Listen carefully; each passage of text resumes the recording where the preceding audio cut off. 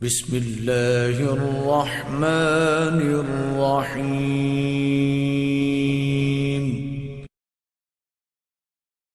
عمر بن عبدالعزیز جو کہ اموی خاندان کے چشم و چراغ تھے، لیکن ان کا مزاج سب سے ہٹ کے تھا، انوکھا اور نرالا تھا۔ سلیمان نے ساری زندگی تخت و تاج کی بسر کرنے کے بعد سوچا کہ میں ان کو اپنا نائب بناؤں۔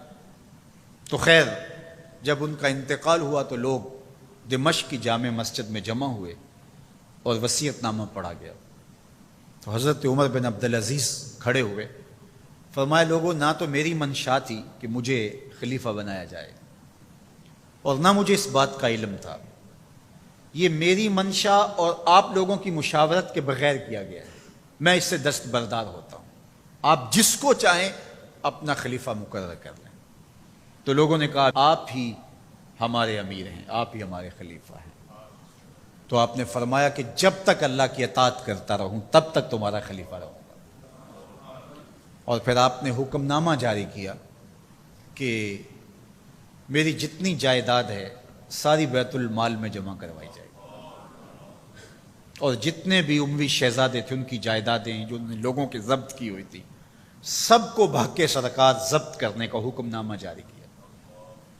مسجد سے باہر نکلے تو آپ کے لیے شاہی سواری لائے گی، فرمایا میرا خچر کافی ہے میرے لیے۔ گھر پہنچے تو اپنی بیوی فاطمہ بنت عبد الملک سے کہا، جو بادشاہ کی بیٹی ہے، بادشاہ کی پوتی ہے اور 4 بادشاہوں کی بہن ہے، ناز و نعم میں پلی ہوئی ہے، کہا کہ میرے ساتھ تم رہنا چاہو تو تمہیں اپنے سارے زیورات، زر و جواہر، سارا مال بیت المال میں جمع کروانا ہوگا اور فقیرانہ زندگی بسر کرنا ہوگی۔ اب اس پاک باز خاتون نے کہا کہ میں اس کے لیے تیار ہوں، میں فقیری کی زندگی کو ترجیح دیتی ہوں۔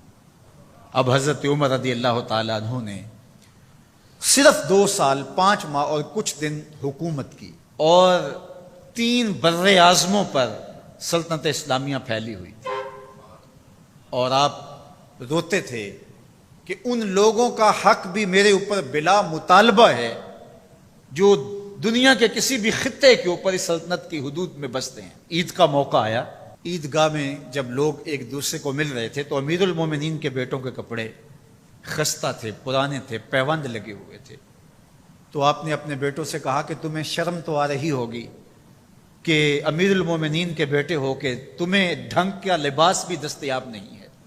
تو آپ کا ایک بیٹا عبد الملک بن عمر بن عبدالعزیز جو آپ کی زندگی میں انتقال کر گیا تھا، اس نے کہا ہمیں اس بات پہ فخر ہے کہ ہمارے باپ نے خیانت نہیں کی ہے، ہمارا باپ دیانتدار ہے۔ جب گھر آتے ہیں تو آپ کی بیٹیاں آپ کو عید مبارک کہتی ہیں، آپ سے ملتی ہیں، لیکن منہ پہ کپڑا دھرا ہوا ہے۔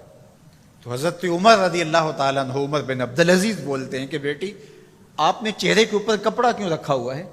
تو وہ کہتی ہے ہم نے کچے پیاز سے آج کھانا کھایا ہے، تو اس لیے ہم نے کپڑا رکھا ہے کہ آپ اس کی سمیل محسوس نہ کریں۔ تو حضرت عمر بن عبدالعزیز رو پڑتے ہیں اور فرماتے ہیں کہ کس باپ کا جی نہیں چاہتا کہ میری اولاد آسودہ ہو، لیکن میں آخرت سے ڈرتا ہوں۔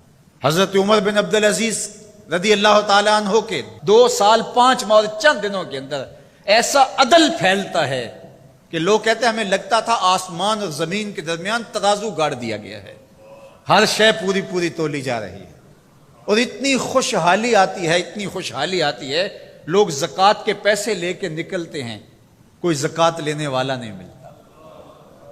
ایک علاقے کے لوگ حضرت عمر بن عبدالعزیز کو خط لکھتے ہیں کہ حضرت زکوٰۃ کا کیا کریں؟ فرمایا غریبوں کو دے۔ کہا کوئی غریب رہا ہی نہیں، تو کہا کہ اچھا آپ اس طرح کریں کہ جن کی شادیاں نہیں ہوئی ان کا مہر ادا کر کے شادیاں کروا دیں۔ تو وہ جواب میں لکھتا ہے یہ بھی ہو چکا۔ تو کہا لوگوں کو قرضہ دے دیں۔ کہا کسی کو قرضے کی ضرورت ہی نہیں ہے۔ تو پھر فرماتے ہیں اچھا غیر مسلموں کو قرضہ دیں تاکہ وہ کھیتی باڑی کر کے زراعت کے کام کو بڑھائیں۔ یہ عمر بن عبدالعزیز کا دور ہے۔ عدل پھیلا، نور پھیلا، روشنی پھیلی۔ شہزادگی کی زندگی سے ایک دم اپنے آپ کو ایک چھوٹے سے کٹیا کے اندر محدود کر لیا۔ اللہ اکبر۔ حضرت عمر بن عبدالعزیز رضی اللہ تعالی عنہ